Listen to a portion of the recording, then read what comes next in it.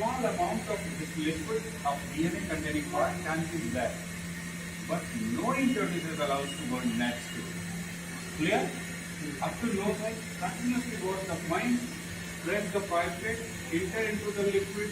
Just take a small amount of liquid and shift here, slowly. What will happen? In the last, you are very close to the impurity. If transport till no impurities is disturbed, if any impurity is disturbed, it stops there.